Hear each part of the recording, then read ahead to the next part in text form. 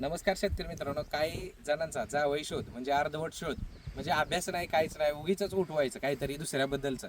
आणि ते बजबकर टेक्नॉलॉजीच्या बाबतीत काही कन्सल्टंट असतील, दुकानदार असतील किंवा या क्षेत्रातले अभ्यासक असतील, ते उगीच उठवायचं की बजबकर साहेबांच्या प्लॉटमध्ये कल्टरचा वापर होतो किंवा मॉलिक्युलमध्ये होतो. तर बघा तुम्ही किती सेटिंग आहे एका एकाला आणि शेंडा चालू आहे बघा. म्हणजे असं नाही की एकाच फक्त ह्याला आहे बघा. आता इथं या ठिकाणी तर म्हणजे लागायला सुद्धा जागा नाही. आता एवढं आहे ह्या झाडाला 20पेक्षा जास्त आहे आणि याचं शेंडा चालू आहे. पुढे बघू शकताय तुम्ही अजून झाड हे पण बघा.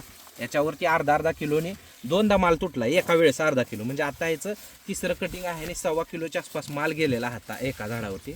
आणि मेन विशेष म्हणजे याचा शेंडा आहे. शेंडा दिसतो का? म्हणजे याच्या म्हाताऱ्याने केलं होतं का काय की कल्टरचा वापर केल्यावर ह्याच्या म्हाताऱ्याने शेंडा चालू ठेवला होता काय, तर त्याला दाखवायचं आहे.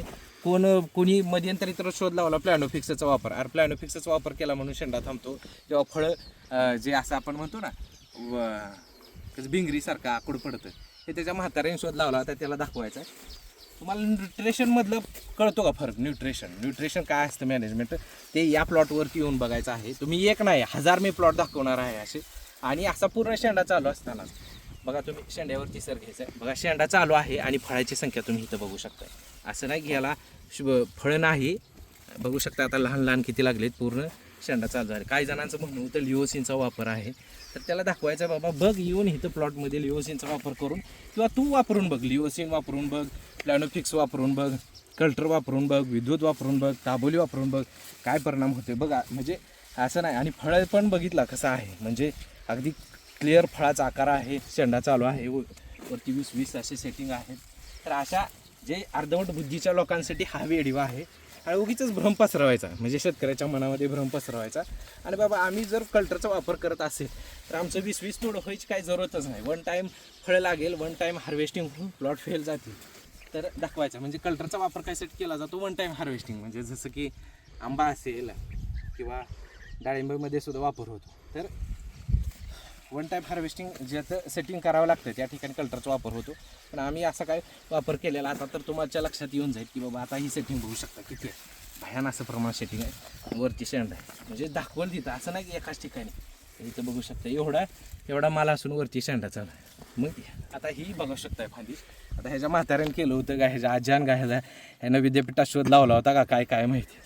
तर इथून शेंड्या खाली बुडापासून शेंड्यापर्यंत माल आहे आणि वरती सर दाखवा शेंडा चालू आहे. मग ह्याच्या आज्याचा शोध आहे का कोणाचा म्हणायचा आता जाऊ द्या. पण आपण आता कसं असं कोणावरती बोलत नाही टिपणी, तर त्याला दाखवून द्यायचं आहे की बाबा हे न्यूट्रिशन मॅनेजमेंट आहे.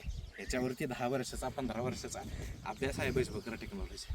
त्याच्यामुळे एवढे सेटिंग होते, एवढ्या प्रमाणात ॲव्हरेज निघते एकरी 100 टनापर्यंत.